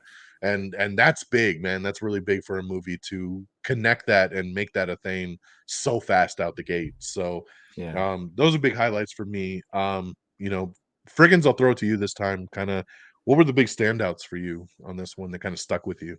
So I think the biggest thing was how much I ended up really bonding with the family and that storyline. Like you said earlier, usually you throw kids in a film, and I'm like, oh God, eye roll. Like Fred I'm hates the over kids. this. He hates kids. Yeah. Hates That's the not kids. true. I don't hate kids in general, um, but usually, We for the didn't like most part, kids. they ruin the story. But That statement in, stands. in this instance, I thought it was fantastic, and it was, that's the thing that I wasn't expecting to get into was the family story. And so, you guys give me crap for my rom-coms, and I love a good coming of age story and stuff like that. And the funny thing is so the beginning, I kind of was like, all right, you got to tell me information. I'll figure, the background. And I wasn't super into it. I was like, okay, let's get to the point. And then they get to the water place. And while they're at the water place, like learning and experiencing and having all this interactions, there was a point where I was just like, I don't need any more action. Like, let's just do a story about living and like, them growing up and having an experience. And like, it could have ended after they like all made peace with the whales, and like I didn't need anything else after that. Like I was just that into the story of these characters, coming into their own, going into this unknown territory and being the odd He just ones wants out. Blue Lagoon, but for avatars. I haven't seen that movie in like a bazillion years. But anyway, I really was just into the like story of them figuring out how to live in this new environment. What's funny is like, one of the things I typically absolutely hate is when you take like a super cool character, the whole movie, it takes them to get to their like ultra powers, you know, badass self. And then the sequel, they almost always want to get rid of whatever that cool thing is. So for example, you know, like you got Superman, he's like starting to learn, and then by the end, he's really cool. But then the next movie, they're like, oh, well, now we're taking his powers away, right? Something like that. I don't like when films do that. And I feel like as soon as I saw them do that in the beginning, I kind of did an eye roll. I'm like, oh my God, like here's Turok Makto. And then the first thing they're doing at the beginning of the film is saying, I'm not that anymore. Bye. And I'm going back, and you're restarting the whole, like, I know we're in goods. I'm getting there. And we're restarting the whole like fish out of water again, which is what Jake Sully was in the first movie. But I thought it worked here because we had to have a reason for them to go out of that environment, right? And so that was the catalyst to allow us to go on the journey with them. And so that helped me, you know, really get into this new world and this new scene. And again, just really experiencing that. I really like that aspect. The shots, the cinematography, the sound, all of it was absolutely amazing. If you're watching this review with us and you haven't seen it yet, or if you have and you saw it in 2D, go back and watch it again in the 3D. It's absolutely worth it. Like the amazing scenery, just them underwater, not saying anything, floating around and looking at the environment is absolutely gorgeous. It's art, and you know, like, and so those are the things that really stood out to me the most. I found there was a scene where it was raining, and both me and Pat were like, yeah, like, and I was like, is the ceiling leaking right now? And it just, that's how immersive that 3D was at that moment. It was crazy, dude. Absolutely. So those are the things that really stood out to me the absolute most with this film. And I found myself kind of like losing interest. Not, I use that term very lightly, you know, with more of the action stuff that I've seen before. You know, but it was more about those character experiences and the kids trying to work it through and figure out, and the growth of, I think his name was Loak, the main son, not the elder son. So I really enjoyed seeing his growth. It was funny, like when the girl comes out of the water and does the like slow-mo, looks at him, Peeps is like, uh-oh. And you know, one thing, I'll add one more thing before I pass it on to you, Peeps, but like, keep going, man, you're good. There was I feel like I'm forgetting something else I really like that I wanted to mention, but there have been, I've been seeing movies with Sean for a long time, and in the beginning it was hard because this dude will be like slapping me, he'll be like, oh my god, it's just talk, and like saying all this stuff, and I'm just like, okay, and then I've kind of become that now. And now I'm the annoying one that's talking when he's not around. And now I like look forward to sitting next to him to talk about films while we're watching it. But this is one of the first movies that I can remember that shut him up. There was only a handful of times in the beginning and like early middle that he like would say something. And then next thing you know, the movie's over. And I was like, holy shit, we weren't talking. Like, and it shut me up too, but like especially Sean. I think that said a lot, is the fact that it like silenced Sean. Like that never happens. Yeah, so, it's true. That's very true. That was really fun. I'm really trying to think of something else to add, but like those were really my absolute standout moments. So I'm gonna leave it there, and you know, maybe Peeps, as you're talking, you might jog a memory, but I really like that those components. Just the everyday life components. Oh, well, feel free if you do remember something. Feel free to jump in, buddy. I give you permission. But yes, I agree and disagree, Frigginz, like always. But but definitely must watch in 3D. There's not even a question. If you ever think maybe I'll just like, don't just watch it in 3D. Because I've seen it twice. First time, obviously 3D, amazing experience, and then the second time, I just like, oh, it's going to start. I got to get this time. If we go later, the kids aren't going to get out until like midnight or something. So like, I got to go now. And I regret it because I even told it was like, oh man, like, well, you saw it in 2D the second time? Not just 2D, but standard. Oh, like, wow. no XD, nothing, just standard. And it was not. Did your kids dirty? Yeah. And the thing is that they still loved it. I'm like, gosh, like, that's awesome. But yeah, I feel bad. Yeah. But man, that was the first thing my daughter said was, "It's in 3D, right?" Yep, don't worry. Nice. We're good. So did mine. Yeah, they definitely they were like, "We're doing 3D, right?" I'm like, "Yup." Crap, we can't, guys. Sorry, let's go. Which I shouldn't have done. I should have just been a little bit more. I had to get him to see it the next day, which was Friday. So, all right.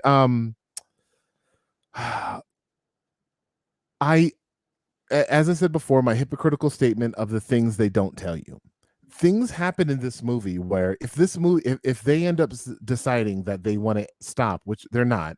Though DX, I heard that they're going to do 2 and 3 and then decide how well those two go before they do more beyond that. But he's already filmed half of 4, so we're getting 4. Okay.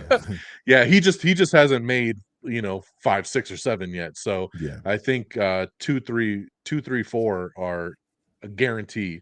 And then if they stall out at that point, then we're done. If they still rake in the money, then we'll move on to 5, 6, 7. But yeah, 3 is 100% done, and 4, they said he's already a quarter of the way through. So wow, they ain't gonna not put out 4 if he's already filmed that much of it. So yeah. So but I really like the things that they don't tell you. We thought that we knew everything about this world, but this movie shows us that we don't. And the fact that Kitty has such a link with Awa is very interesting. Like you said, DX, just like how that whole thing transpires, and she does that. Did I do that thing again where she falls asleep and it's almost as if her heartbeat is in sync with the planet, and there's that whoosh when the grass is like waving with her heartbeat, just like incredible. And I'm like, what's going on there? And then she mentions to Jake that Awa's heart is mighty, her heartbeat is mighty, but there's that scene where she sees Grace, and then Grace is just like pulled away for some reason, and she has that seizure. What is any of that about? They don't explain it, and I love that. I appreciate that, because at knowing that he has this plan, like, they gotta touch on it. She's never allowed to link up again. Okay, just give her a mask, she'll be fine. Like, that's really the whole deal. I love the Payakan, the outcast whale. Like, I was honestly thinking that he was going to be a killer, and he was actually going to try to kill the son for whatever reason, and then maybe the son would have shown him kindness that he had never seen before. Then they would have made up or something. But the scene, and man, my kids love this too, like when he was underwater and he's just bashing everything right before he attacks the boat. Like, you could see that he's like torn and frustrated, like, oh, y'all making me do this, y'all gonna make me do this, aren't you? And then they make him do this. Like, that whole thing was so dope. And they talk about how hard their tops are, but then you get to see how like things are just bouncing. They're blasting him, and he's just like, whatever. He's like, yeah, this is cute. Yeah, that whole thing was really cool, and I love the connection between them. It's like, if you've seen a real whale's eyes, like, you could see, like, there probably is thought and like a type of humanity behind it. But I love when they transfer stories through like eyes, and just the eye to eye connection between the kid and him. I just love that. Then I'm sorry they did that to you, and they hugged him, and he just closes his 3-4 eyes. I don't know, man. Like, I love that crap. That was so cool. Yeah, man. And just like agreeing with you, Frigginz and DX, like the kids, dude. They were great, especially like the little one too. Like, she was just like, I don't know, she's just like a little bundle of joy, and even when she wasn't, like, it's like, oh, I got caught twice. Yeah, that's what I was gonna say. I laughed so hard at the I can't believe I'm tied up again. Right? That's like the 3rd time, I think, for her. So But yeah, oh my gosh, and even going with that, like Frigginz, I know you're talking about like I'm good without action, but man, when Jake and Natiri go after them the first time in the jungle, like that was so Rambo. Like I thought it was so cool, and how like the guy kept like be quiet, and then she stuck him in the face. Like yeah, like it just felt so good. Like those, and when he had the axe and turned it around and then stuck him with the pointy end. Yeah, you know, but Frigginz didn't like the action scenes. You know? No, that was the other thing I meant to mention was the two of them. Like, I want a rated R, them going around killing everybody version. Gotta have that rated R. I'm sure you'll get it, Frigginz. Yeah. Yeah, just I love that attack. That was good. Geez, what else? Like oh, the you mentioned the other tribe. That was something I wish they would have done a little bit more in the first one, was get into the other tribes, and they say, oh, the horse riding tribe, and then the vine sliding Tarzan tribe. I don't know, like they were talking about the other tribes, but like what's unique about them, or what's with those, and they're just more. But I like that this tribe is like physically different in their own way, and yeah, and I would have liked a moment where the Sullys showed them a little something about the trees, because even though they lived near the water, they didn't just live in the water. There's like a bunch of trees behind them, so like they could have looked up like, oh, that's a pow fruit, I wish I had a pow, and then they just do some silly like acrobatic monkey stuff to go up and get it, and just to kind of impress them a little bit, like, all right, I don't know, like, because they make that statement, right? Like we don't want them to suffer the shame of being useless. Yes. So I don't know, they show some of their other skills to show that they're not useful. Yeah. I'm oh man, you were talking about the Sullys in the when Took says like, are we there yet? Sean was like, oh yeah, I know that there one. It is. Yep. She is literally my daughter. Yeah. Man, those little flying fish things were like really weird, and I liked it. They just kind of like skimmed, though I didn't understand why they skimmed up. Like it was neat and it looked cool, but I'm like, are they going faster with them skimming on top of the water? There's a fish that does that in real life. Yeah, I know. Yeah. Yeah. But let's see. Okay. So I guess I'll I love the whole family aspect to it. Fred, you said that you don't like that they depowered him, but like, dude, when it comes to like you being this powerful being, like, yes, you are the powerful being, but they are not, and you can't be everywhere at once. You can't protect all of them at the same time while you're fighting this war. True. So you have to he did what it makes sense. He had to take a step back so that he can focus on his core, his heart, which is his family.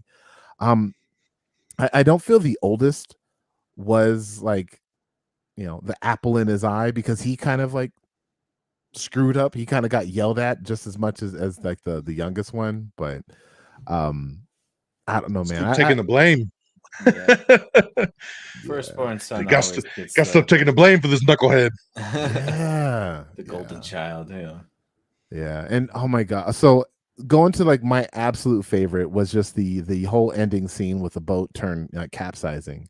And I'm like, oh, the Titanic guy that knows exactly how boats work and how boats sink did a really good job at this whole boat sinking scene. So, but man, like when Took gets sucked in, and then Natiri like jumps in, like doesn't even think about it, just jumps in. Like I love that, and then just everything that happens after that, just like I was legitimately like terrified for these characters, and Jake, having his big fight, and then just almost drowning, and then just being completely exhausted to the point where he's like, go save yourself, like I got nothing left, and his son to be the one to talk him down, like, come on, just take a breath, your heart rate, slow it down. Gosh, that was such a good moment. and capped off by them coming up the water and then him being like, I see you, son, I see you, right? Like, that's where I was awesome getting moment. that hit. Like, I'm getting chills like, just thinking of it, like, because the whole movie he's hard on him, and you know, he's the military dad, so you know, he doesn't show what he would probably consider weakness to his kids. He just shows nothing but strength and discipline. But like that moment when he's like I see you, oh my gosh, like I felt, because you know what that means. Like, you can't, you know, you got to see the first movie to know what that means. And geez, man, like that moment, like it hit. Like, I was like, I just got done freaking crying over the sun, and y'all are hitting me with this crap again. Man, it was so beautiful. And then Kitty, so proud.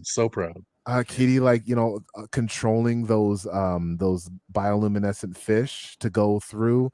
Just the music, and Frigginz was talking about the score, like the soft like music as they're going through, and you're still kind of worried, but you're like, she's got him, right? And then she's got him, and then she's like, hey mom, this is for you. And then like, like an interesting moment where the first movie, the parents are the heroes, and the parents are heroes through the majority of this when they save the kids in the beginning of the movie. But at the end, it's like the kids are like saving them. Like, there's that inverse, and it was just beautiful. And my kids are just like feeling it. I'm looking over at them. I know what's going on in the movie. I just want to see their reactions, and they're just ear to ear smiles. They're just eating this whole thing up, and that's why. That's awesome. Like, as much as I can knock all the other crap that I knocked and say like this is just a basic story that nothing special happens, like you could say it's kind of like what's that one, Quiet Place 2, like, you know, I don't know, but you know, it's just family on the run from a scary thing, and then the scary thing finds them, you know. It's but like everything that happens in between, the effects, the of even when the effect, like that train scene, like we talk about how much it looks like a video game and it's distracting. It looks so good. Like, I want to play that video game. It looks so good. It just the train tips sideways and goes, and they do that little zoom in thing like they're using a real camera, and it just looked freaking amazing. And and then when the things first land, which I don't understand why it created such a big explosion as they're landing. Like, that was like a little bit much. That's very exaggerated. Yeah, right. Like, it should have gone out, but that just like Independence Day, like, destroyed the forest. But like, just that scene, like it's slowly happening, and then them walking on the ashes of the ground, and then I feel like even that scene where they're building all that stuff in the human place, like I feel like this is like important stuff that I should be paying attention to that might come up later on. Oh, and how they interrogate people with their little just picture an image. That's all we want. We want an image. And like, wow, this is the future. Where is Jake Sully? Yeah. Yeah, man. I don't know. Like, I dug a lot about this movie. Yeah, it's probably impossible without me just going over scene by scene about everything I love. Just the world, the creatures. I would have liked to see some more of those forest creatures come back. Can they halo with those monkey things? Hopefully not, because that would be weird. But weird.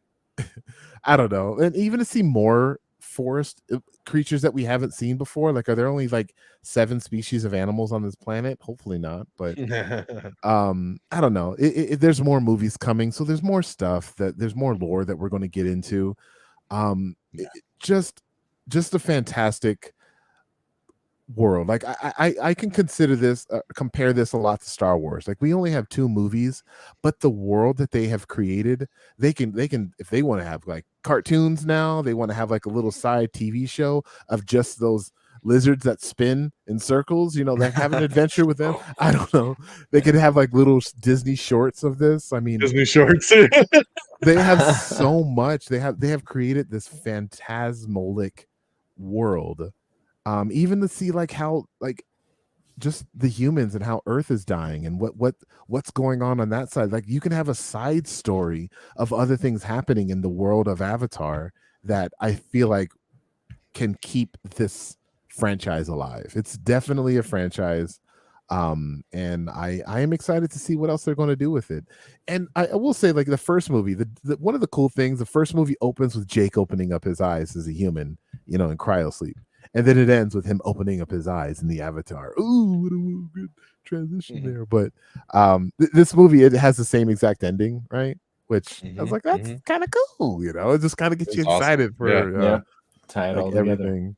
And it's funny, like we're so used to Marvel. Did you have to look up DX if there was like an after credit scene or anything? Yep, or did I you sure did.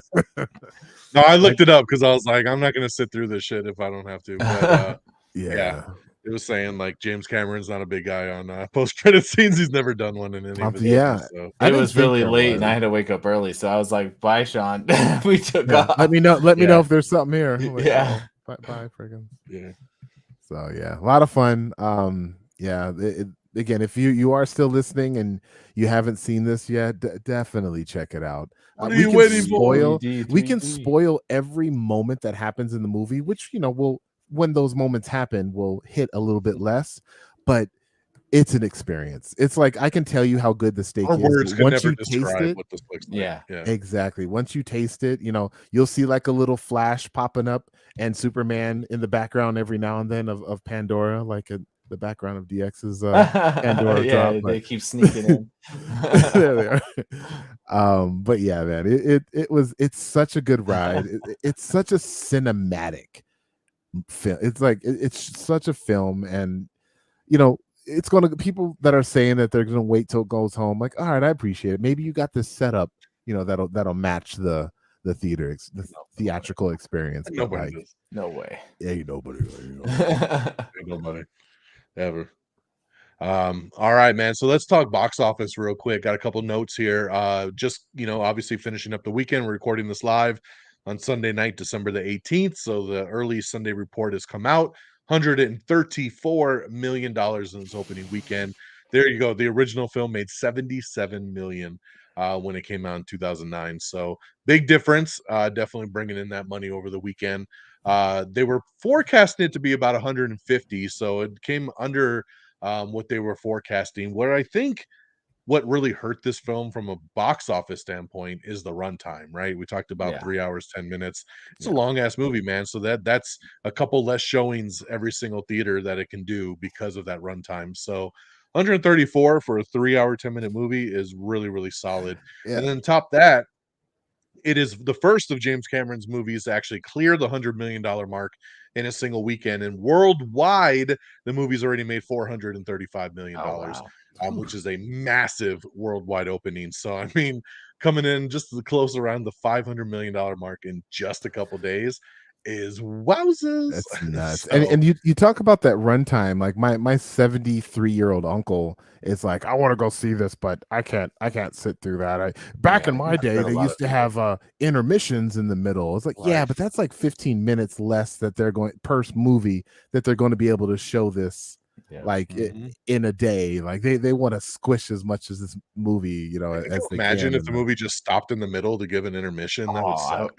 I don't want intermissions, man. It would just ruin the experience. I actually experienced that in Titanic, and I was younger, and when it happened, I was like, what is that? Why did it stop? I was so confused. I had no idea what was going on. Yeah, not fun. Insane. So as we kind of wrap this up now, we go to our final thoughts and scores. Obviously, I think you've heard us all gloat for an hour and a half now on how great this movie is.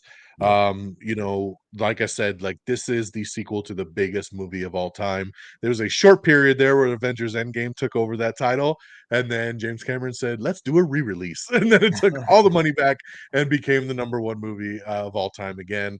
You'd mentioned Titanic earlier, also the third biggest movie of all time, also James Cameron. So we'll see where this one falls, right? I mean, I don't think it'll catch the first movie, but it's gonna take almost $3 billion to do that, which just is just unheard of these days. But hopefully if it's made almost 500 million in one weekend, I definitely see it joining the $1 billion club. We just got to see how much money it overall takes. But man, I'm excited. I'm very, very excited that we got this third movie. If everything goes according to plan, we will get this third one in just another year, or 2 years, I should say, in 2024. So hopefully December of 2024, we're getting that third movie. So hopefully not another 13-year wait to get me to a Yeah. sequel. I like that he's filming these back to back. It's a smart move because then it's going to get them out quicker. And he's able to, knock all these films out in one kind of batch as he has everybody right there ready to film. I was reading a thing about the kids, like when he started filming these, like all the kids like were like 12 and like now they're all like 18 because he's been filming for so goddamn long. They're like, my entire teenager years we're making these movies, so it's crazy like that these kids are literally going to watch themselves grow up in this film series. I obviously loved it, saw it twice, definitely going to see it a third time, if not again. On top of that, my wife actually got sick over the weekend, so she could not go with us when we saw it the second time. So we're already planning next weekend, probably Christmas Eve. We'll probably hit that up. Yep, gives us a reason because she's like, yeah, I got to see it, so got to take her and we'll go see it again. I'm ready. I can't wait to visit Pandora again and go through this. Like I said, awe and wonder. That is the term I like to use. This movie takes us somewhere we've never been, and continues to unravel more to this amazing planet and give us visuals that we never ever thought we'd see. And James Cameron, man, you say never bet against him, right? The guy's never really put out anything bad in his entire career. So have faith in James Cameron. I cannot wait for Avatar 3 and see where this story takes us. Will Stephen Lang turn into a good guy? We will see. We will see. I'm pretty sure he will. Spider will turn him. He's going to bond with Spider. Yeah, and hopefully Spider gets an outfit in the next movie as well. But some pants. We will go from there. Absolutely love this film. 5 out of 5 for me. Like no doubt, no diggity, no doubt. Didn't even really have anything negative to say about this movie. I just, like I said, especially with that long ass runtime, I don't know another 3-hour movie that I feel doesn't even like make me feel it like that. Like it just flows so much, and the pacing's incredible, and I can't wait to go again. So 5 out of 5 for me. Frigginz, what you got? Final thoughts, score. Are you doing rankings too, or is that later? Wow, what rankings? I mean, on your Instagram, films. You were like, I don't know if I like this one better or not. I have to go watch it a second time. I still don't know. Dang. We're ranking all James Cameron movies. I have actually done that, by the way. I wonder what's your top one. On my Letterboxd, I have the James Cameron ranking. Oh boy. Yeah, I don't know, man. Hopefully I'll have that figured out by the third viewing. But and I know Peeps said the same thing, man. Like it's hard. They're very, very neck and neck. Like there's just like what I love about the first one is going on that journey with Jake Sully, right? Like that first one's all about him as a human, like going in to infiltrate these Na'vi and then somehow connecting with them and then feeling like one of them and having that transition. And then this film, him and his next journey with his family and him being fully Na'vi, and like they're just two totally different stories. And I appreciate the ride that both of them took me on. Nothing is easy for me to be like, that's better than that. Like they're just two totally different, fantastical stories. So I'm not sure where I'm at yet. They're both 5 stars. They're both neck and neck for me. So we'll have to see how this one pans out. Like I said, my daughter said the second one's better, but I haven't made that decision yet. Were you done, Frigginz? Oh, is it up to me? Sorry. Yeah, for me, final thoughts. I think I said most everything I wanted to say about it. It was absolutely fun time. Great film. It will give you emotions. It will.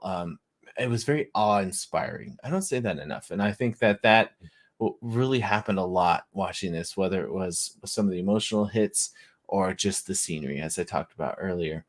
I find myself, not necessarily in the same spot as I was with the first one, though. So I do have to acknowledge the fact that, like, when I saw that first one, it was about the experiences, about seeing something I never seen before. It was about, getting people to go and experience this. And I think that's why it became so popular, because there's so many people, as you acknowledged, Don, doing the same thing. This one, for me, felt a little different, where I really enjoyed what I saw, had a blast, all those emotions, but I don't have the feeling of necessarily running out and watching it again. I don't think that I'll probably see it again until the third one comes out. I'll rewatch this one to be fresh when the third one comes out.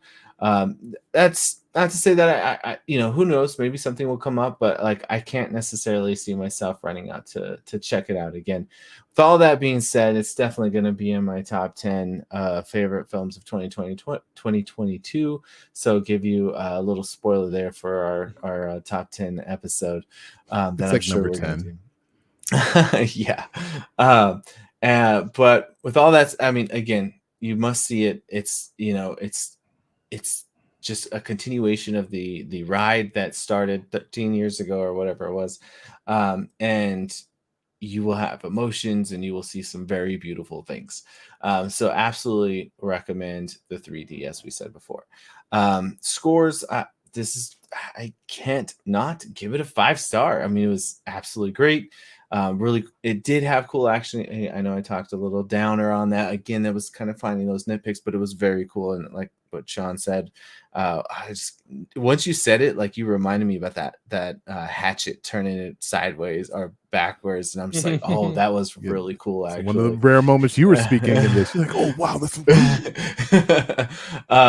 so it's got the action, it's got the heart, it's got the just all the goodness of a film. So 5 stars, go check it out. I have Avatar 1 over Avatar 2 on my ranking, mostly because I think that being the ride of Jake Sully, like you go in with him, you almost experience the transition into the Avatar and learning through him as you go. And so this one is just you're watching these animated blue people the whole time. So I think that helped me. Motion capture, damn it. Motion capture. It's not animated. I think that the like seeing the human going into the thing, and like they even did the screen where you're like kind of seeing like you're going into it. That helped me to really dive into the film myself. So in that immersion. So I do have the first one over the second one, but that's not to knock the second one. It's very good. Highly recommend. I can understand where you're coming from with that. I mean, when we talk about the awe and wonder, it's like you're never gonna get what you got from the first movie again, right? Because the first is the first. We'd never been to Pandora. We had never seen these creatures. We had never seen Navi. We'd never seen creating a halo and doing all these things. Yeah. That was mind blowing. So of course, seeing it again is cool as shit, but we've seen a lot of it now, right? So it's not new. It's not fresh. It's just that's why we needed to go to the water and we needed to do some new things because we've seen so much of it already from the first movie. So I get it that you're not going to have the same kind of takeaway as that first movie, but that's where you hope that maybe just the journey of the family and the other things that happen in this would bring up the level to kind of match that. So Peeps, where are you at? Final thoughts and score. Final thoughts and score. Well, I'll flip it up. 5-star. Five Navi Halo tails. Though I do want to know. I want to know what happens. I want to know what happens when you cut them off. Do they die or are they just like? That's what I'm telling you. The Savage tribe, they don't have their ponytails. They're cannibals that are outcasts without ponytails. Interesting. Just so you know. And whenever new one's born, they cut off the ponytail. Anyways, so Frigginz, I have no reason to go see this movie again by myself, but this is a film that if I had as many friends as I did like 13 years ago, I would say, hey, human, have you seen this movie? Let's go see it.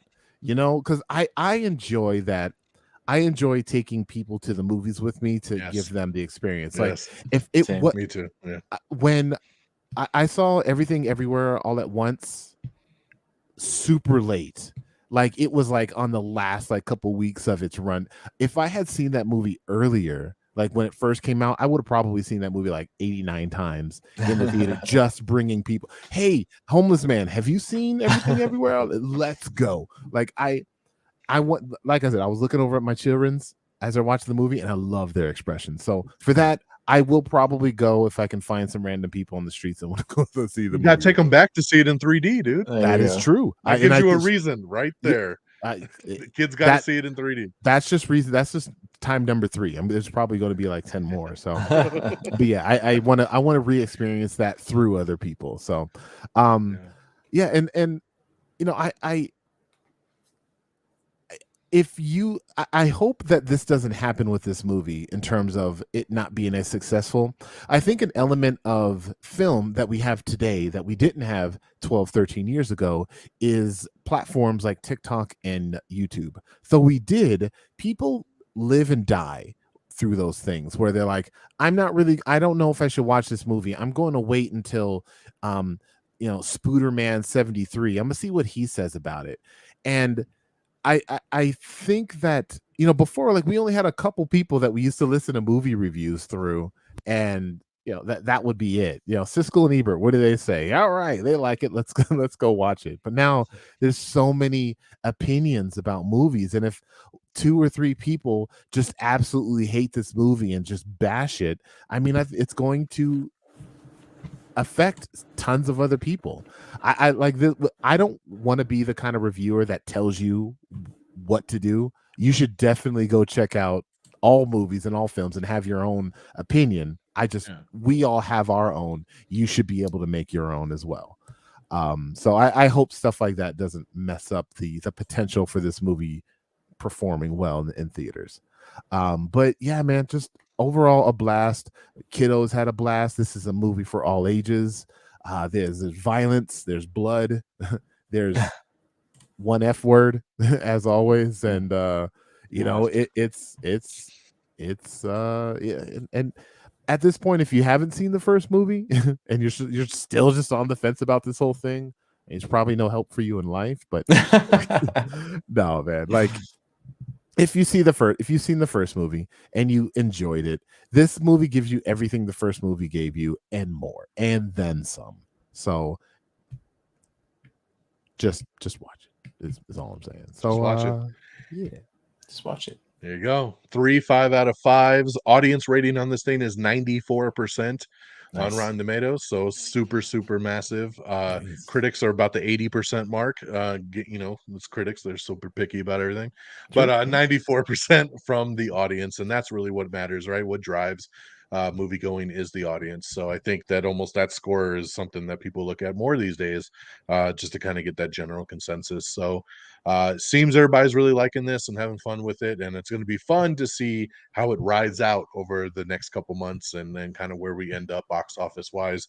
But hey, 3 5 out of 5s is pretty rare when it comes to this show. So I hope that means something and shows you guys, like, if you are listening and being like, I don't want to watch that thing, and then by the end of this you're like, you know what, maybe I should watch that thing because they enjoyed it so much, and I think you will like it.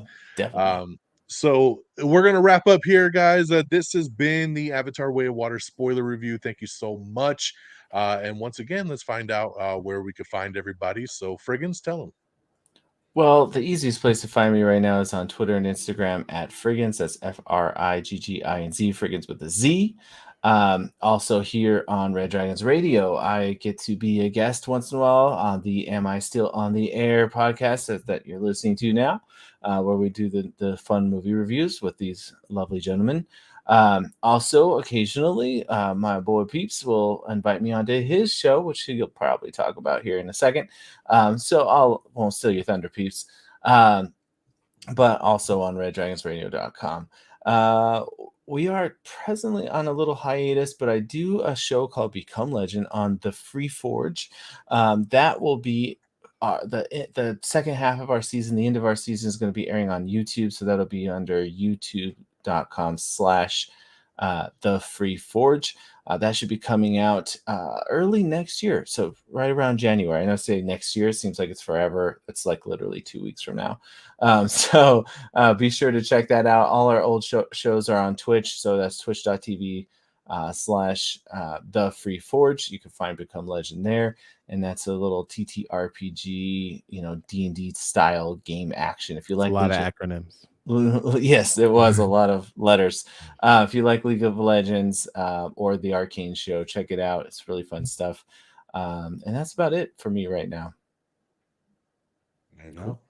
Peeps, tell them. Hey, for my peoples right there on the Twitters. If you want to yell at me and tell me how much you appreciate and like my words about everything. I also do a podcast, The People's Forum, spelled the same way as my Twitter for peoples. Lately I've just been talking about a lot of Marvel DC stuff. I definitely want to spin my way into just films and TV, but life is busy. So but that is the goal eventually. As Friggin said, I occasionally will have him on. I will also have DX DONMEGA on as well. I think the last time DX and I were on, we were talking about some Barbarian, so that was fun. But yeah, do the podcast thing. Always, as always, check out the reddragonsradio.com with People's Forum is there with a lot of other stuff that you might hear about here shortly. And yeah, that's my thing. There you go. Barbarian you can stream now on HBO Max, so check it out. That's true. And of course, for us here, the show is at Am I on the Air on Twitter, amiontheair.com, the best way to find everything that you need. And of course, Red Dragons Radio, you've heard that term all throughout the night. RedDragonsRadio.com, where you can find all these shows and kind of get your podcast fix. You see it scrolling there at the bottom. We're on all your favorite podcast platforms, so make sure you find us wherever you like. And then, of course, we're on the TikTok, we're on the Instagram. We're on obviously YouTube, so make sure you subscribe and follow along. And you can follow me right at DXDonMega on Twitter as well. Same thing, Instagram and all that good stuff. So it is all right there for you. So thank you so much for tuning in. If you want to listen to other Am I Still on the Airs, make sure you check out, once again, reddragonsradio.com. You can check out right here on the YouTube channel. There is a playlist that says Am I Still on the Air? And you can watch all our previous videos where we talk about movies and different things. We got a lot of other stuff cooking. I still would like to, hopefully for the end of the year at some point, do our Phase 4 countdown that we've talked about for Marvel. Now that Phase 4 is complete with the holiday special, that we would rank out all the movies and television shows in Phase 4. So that is on the agenda, along with obviously at the beginning of next year, our traditional annual top 10 countdown of the year, along with our top 10 most anticipated of 2023. So always a fun show to do. So those are right around the corner. So make sure you keep an eye on all the social medias so you know what is what. But that will do it for us here tonight. Hope you all have an amazing week. Have a happy holiday, Merry Christmas, and everything out there. So hopefully happy holidays to all. And if we don't see you again till next year, Happy New Year. And we'll catch you on the next go around. So till next time, y'all. Peace. Peace.